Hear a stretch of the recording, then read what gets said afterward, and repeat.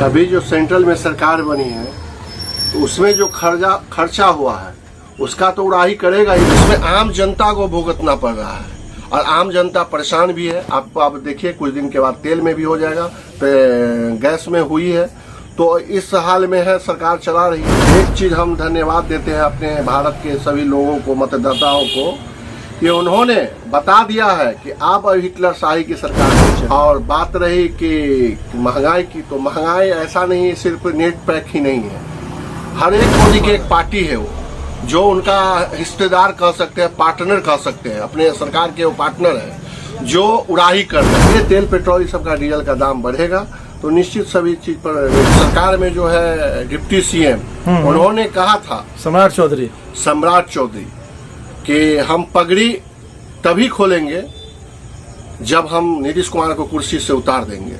तो इसे कहता है फेंका तू चाटा।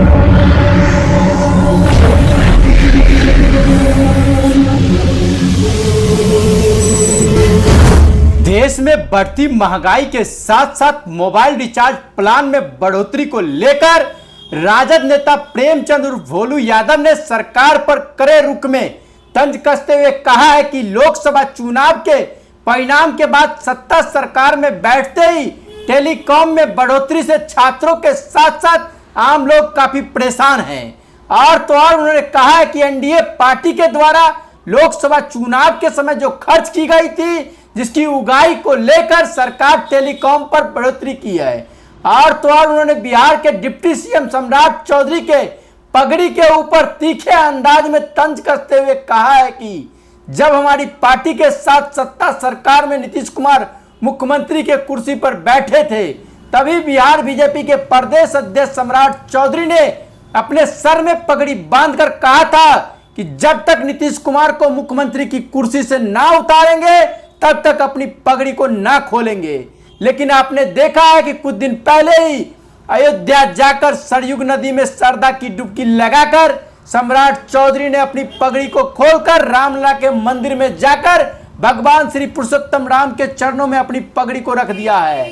इसी को कहते हैं कि भाजपा के लोग कहते कुछ और हैं और करते कुछ और हैं। उन्होंने देश की जनता को धन्यवाद देते हुए कहा है कि जिस तरीके से चुनाव में देश की जनता ने अपने मत का प्रयोग कर बता दिया है कि अब देश में हिटलर शाही की सरकार नहीं चलेगी। तो आइए सुनते हैं क्या कुछ कहते हैं राजद नेता प्रेमचंद उर्फ भोलू यादव से। 3 तारीख से और 4 तारीख से जितनी भी प्राइवेट कंपनियां हैं, टेलीफोन की, मोबाइल की, डेटा रिचार्ज की जितनी कंपनियां, डेटा रिचार्ज की, एयरटेल, जियो, वोडाफोन, सभी ने 12 से लेके 25% तक अपनी रिचार्ज बढ़ा दिया है। क्या कहते हैं इसको, आप कैसे देखते हैं? अभी जो सेंट्रल में सरकार बनी है तो उसमें जो खर्चा हुआ है उसका तो उड़ाही करेगा ही लोग। तो जो इन्वेस्ट किया है नरेंद्र मोदी जी के जो पार्टी है वो तो अपना खर्चा पूरा करने के लिए करेंगे ही। अब भुगतना हम आम जनते को पड़ेगा, विद्यार्थी को पड़ेगा। आप देख रहे हैं कि नेट पैक कितना महंगा हो गया है, तो इससे विद्यार्थी को कितना नुकसान है। क्योंकि यही मतलब जो कोरोना काल में जो नेट की व्यवस्था थी वो ठीक ठाक थे, ऑनलाइन पढ़ाई करते थे लोग और उसका थोड़ा सा रेट भी ठीक था, तो बच्चे लोग को पढ़ाई में, ऑनलाइन पढ़ाई में सुविधा मिलती थी। अब तो आदत सा लग गया है, तो आदत जो लगाया है वो जियो आदत शुरू से लगाता है। हमने पहले भी देखा था कि रिलायंस मोबाइल फ्री में मिला था, 500 और वो फ्री में मिलता था। और उसके बाद जब आदत लग गया उसके बाद उड़ाही करते हैं। तो ये नरेंद्र मोदी की एक पार्टी है वो, जो उनका हिस्सेदार कह सकते हैं, पार्टनर कह सकते हैं, अपने सरकार के वो पार्टनर है जो उड़ाही कर रहे हैं। तो इसमें आम जनता को भुगतना पड़ रहा है और आम जनता परेशान भी है। आप देखिए कुछ दिन के बाद तेल में भी हो जाएगा, गैस में हुई है, तो इस हाल में है सरकार चला रही है। और बात रही कि महंगाई की, तो महंगाई ऐसा नहीं सिर्फ नेट पैक ही नहीं है, हर एक चीज महंगाई है। मतलब धीरे धीरे सब चीज को महंगा किया जाएगा। जब ये तेल पेट्रोल सब का डीजल का दाम बढ़ेगा तो निश्चित सभी चीज पर रेट बढ़ेगा। और बात रही कि आप उन लोग की बात को कहना क्या है, आपने देखा होगा कि बिहार सरकार में जो हम लोग के साथ नीतीश कुमार जी थे, तब विपक्ष में जो अभी मतलब सरकार में जो है डिप्टी सीएम, उन्होंने कहा था सम्राट चौधरी कि हम पगड़ी तभी खोलेंगे जब हम नीतीश कुमार को कुर्सी से उतार देंगे।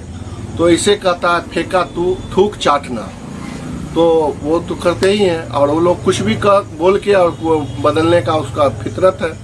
और ये बहुत बड़ी बात नहीं है कि वो सरकार में आए हैं तो क्या क्या करेंगे, अब हम लोग भी देखते हैं। लेकिन एक चीज हम धन्यवाद देते हैं अपने भारत के सभी लोगों को, मतदाताओं को, कि उन्होंने बता दिया है कि अब हिटलर शाही की सरकार नहीं चलेगी।